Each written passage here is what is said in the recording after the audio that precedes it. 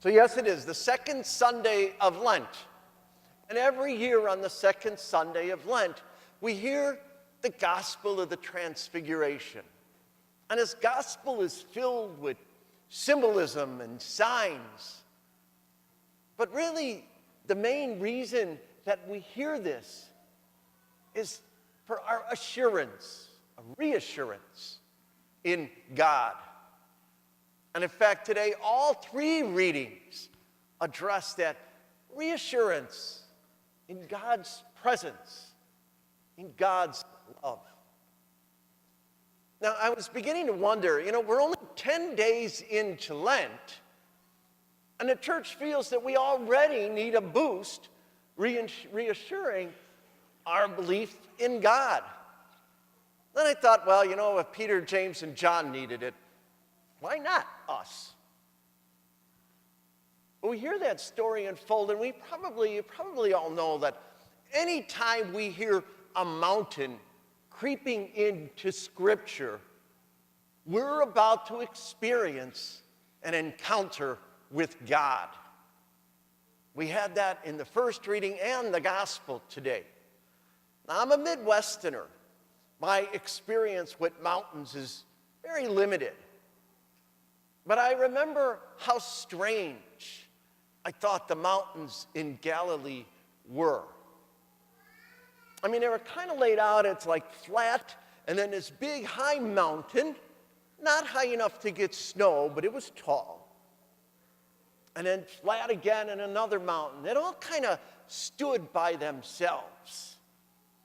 And Mount Tabor, which is where the Transfiguration is to have taken place, was actually no different than any of these mountains. And I remember after walking around a little bit on the top of the mountain, I kind of walked over to the edge, and I looked down, and sure enough, there was a walking path there, and I'm thinking, and they walked up this mountain? And then I picked up and I looked out. And all you could see was a tremendous view. There were valleys and farmlands and these little cities and these mountains. It was unending.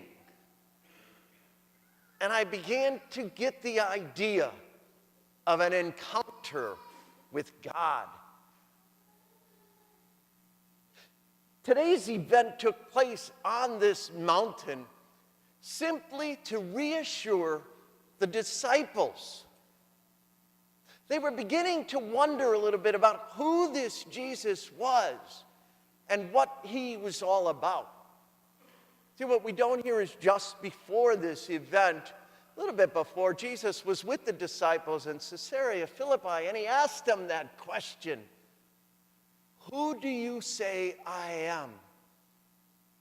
Of course, we know Peter was the only one to answer it. But then he went on and told them and talked to them, unveiled the story of his arrest and his crucifixion. And even Peter came to the defense of that. So here, a few short days later, Jesus takes his closest and most trusted friends with him so they could have this experience of this encounter, his transfiguration. And in just those few short seconds, those few moments, they were moved from despair to hope, from sadness to joy, and from anguish to healing. And it was from that time on that they became Jesus' advocates to the disciples as well as to all the people. Now, Scripture reminds us, of course, that Peter, James, and John at the time did have their doubts, their uncertainties, even after this transfiguration. But they were reassured. They knew that he was the Son of God.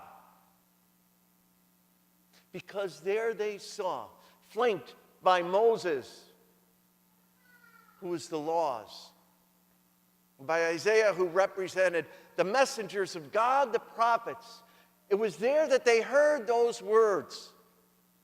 This is my beloved Son. Listen to him. That was their encounter, their transfiguration. They would never forget it. Reassurance in the presence and the love of God. Isn't this something that we probably seek almost daily, especially in those challenging moments of our own personal lives? But can you imagine if we had the trust and the faith of Abraham in this first reading? If anybody was hearing this reading for the first time, about halfway through, they would think, what kind of a God is this? But Abraham was ready to sacrifice his son all the way to the point of building the fire, and God steps in. And he spares Abraham's son to do what? To sacrifice his own son. This was Abraham's encounter, his transfiguration. And through the ages, humanity has had their own encounters in a variety of ways. We too have had some encounters, some of our own transfigurations, to remind us of the presence and the love of God. Simple things. First time your daughter got dressed up for a prom. A college graduate gets the job with their career that they had planned. A man and woman ready to exchange vows at the altar. The first time your children become parents. It is at these simple moments, these short moments in life, that we see them in a new light. We see them in a new image. And of course, a couple hours later, they get back to normal. But we never forget that light, who they were, that encounter. Many, many years ago, a priest friend of mine, long since retired, had told me, he said, when I celebrate the Eucharist, and at the elevation of the host and at the elevation of the chalice, he says, I envision that transfiguration. And in those short moments, I feel a sense of peace coming over me. I know that God is with me. I always remembered those words. And even for me, in my personal times of turmoil, or maybe doubt, or even complacency, I too take those short few moments to imagine that transfiguration. And in those short moments, my perspective changes. My awareness for God's deep love for humanity is reassured. The transfiguration could be as real for us today as it was for Peter, James, and John. After all, if God is for us, who can be against us?